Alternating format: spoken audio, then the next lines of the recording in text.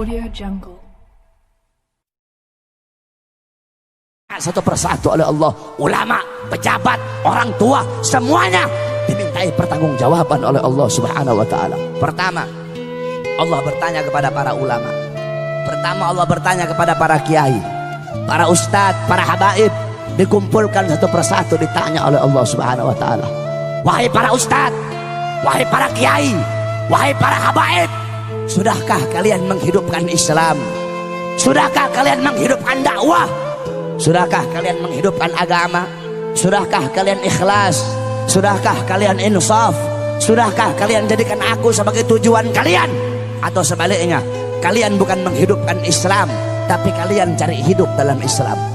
Kalian bukan menghidupkan dakwah, kalian cari hidup dalam dakwah. Kalian bukan menghidupkan agama, kalian cari hidup dalam agama. Dakwah, agama, Islam kalian jadikan sebagai untuk memuaskan isi perut kalian, untuk memuaskan hawa nafsu syaitan kalian, kata Allah Subhanahu wa taala. Ditunjuk, oh kata Allah, ini nih ustadznya Ahok nih, ini nih kiai yang dulu dukung Ahok nih, ini nih kiai-kiai yang jadi anjing-anjingnya pejabat ini kiai-kiai yang berdiri depan pintu sudah berdiri depan pintu penguasa dengan harapan sebagian daripada harta mereka, sehingga yang halal mereka bilang haram, yang haram engkau bilang halal, yang hak engkau bilang batil, yang batil engkau bilang hak. Kata Allah, kamu kera-kera bersorban, kamu ustadz jahanam, kamu kiai bangsat, kata Allah Subhanahu wa taala. Oh, ini nih kiai ngaku NU tapi bela Ahok nih, kata Allah. NU yang lurus nggak bakal pilih Ahok, saudara-saudara. NU yang lurus tidak bakal bela Ahok. Kalau ada ustadz atau kiai ngaku NU bela Ahok, itu bukan Nahdlatul Ulama, nasi uduk itu, saudara-saudara. Ustadz kiai NU yang lurus, yang bener-bener NU, nggak bakal bela Ahok.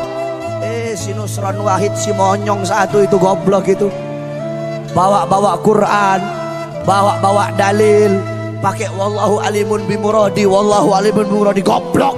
Kamu nggak ngerti ayat muhkam, kamu nggak ngerti ayat mutasyabihat. Ada ayat muhkam, ada ayat mutasyabihat. Kalau ayat-ayat mutasyabihat, wallahu alimun bimuradi, kaf ya ain sad, wallahu alimun bimuradi, maksudnya dikembalikan kepada Allah. Kalau ayat-ayat mutasyabihat, para mufassir memakai metode tafwid, tafwid ba'da ta'wil ijmali, yaitu mereka memakai metode tafwid, mereka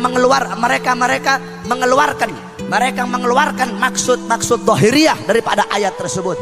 Allah duduk di arsy, mereka keluarkan, mereka buang makna zahir dan mengembalikan makna yang dimaksud kepada Allah Subhanahu wa taala. Ini Al-Maidah 51 bukan ayat mutasyabihat, ini ayat muhkam, goblok. Katanya santri, katanya ustadz, tapi kok goblok? Kebanyakan makan uang Cina, kebanyakan makan uang pejabat, kebanyakan makan duit haram, otaknya jadi goblok. Saya nggak heran kalau ada orang Cina, orang Kristen bela Ahok, saya nggak heran. Kalau kata santri huwa humahum, nggak heran. Yang saya heran kalau ada orang Islam bela Ahok, itu yang saya heran. Kalau ada orang Islam mati-matian bela Ahok, berarti itu orang lebih bangsat dari Ahok, saudara-saudara. Apalagi ada ustadz, ada kiai pakai sorban bela Ahok, jual dalil. Kalau ada ustadz kiai bela Ahok, itu ustadz, itu kiai lebih bajingan dari Ahok, saudara-saudara. Kenapa? Ahok ini musuh nyata. Nah, ini kera-kera bersorban ini yang ngebela Ahok, ini musuh-musuh dalam selimut ini, saudara-saudara. Kamu tahu, andaikan saudara-saudara, ini ustadz-ustadz yang bela Ahok nih, andaikan nih Ahok dan sekutunya menang nih, yang bakal diusir, yang bakal diusir, dibunuh duluan ini ustadz-ustadz yang dukung dia. Kenapa? Bangsa kamu sendiri aja kamu khianati, apalagi kita, kata Ahok. Rakyat kamu sendiri aja kamu khianati, apalagi kita, kata Ahok. Makanya tobat kalian. Ustadz gara-gara bersorban dukung Ahok, tobat kamu, tobat. Kenapa kamu takut gak makan? Kalau nggak dukung Ahok takut nggak dapat makan. Iya. Pakai cium tangan lagi sama pejabat itu Ustadz. Cium tangan sama Mak Banteng. Tahu Mak Banteng? Tahu? Ibu tahu? Siapa? Gak usah takut, siapa? Megawati. Apain takut-takut? Gak usah takut-takut. Pejabat-pejabat pusat sekarang itu kebanyakan saking bela mati-matian si Ahok, sampai para ustadz, para kiai, para habaib dikriminalisasi. Habib Rizik mau dimasukkan penjara. Para ustadz, para kiai, para habaib mau dibungkam mulutnya masing-masing, diancam, difitnah, dicaci maki. Disangkanya kami para habaib takut kali. Hei pejabat, hei aparat, kami para habaib, kami bukan pecundang, kami bukan penakut, kami tidak akan pernah mundur walaupun satu langkah. Di dalam tubuhnya kami mengalir darah keberanian, dalam tubuh kami mengalir darah-darah pejuang.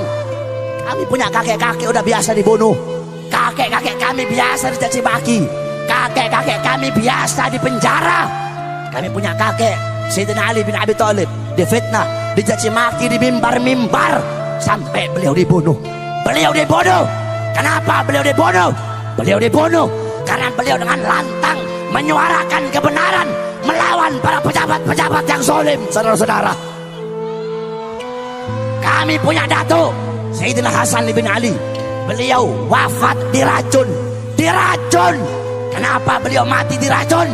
Beliau mati diracun, beliau dibunuh karena beliau dengan lantang menyuarakan kebenaran melawan para pemerintah yang zalim.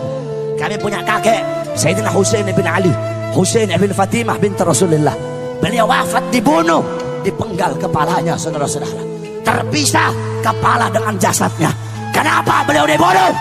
Beliau dibunuh karena beliau dengan lantang menyuarakan kebenaran melawan para pemerintah yang zalim.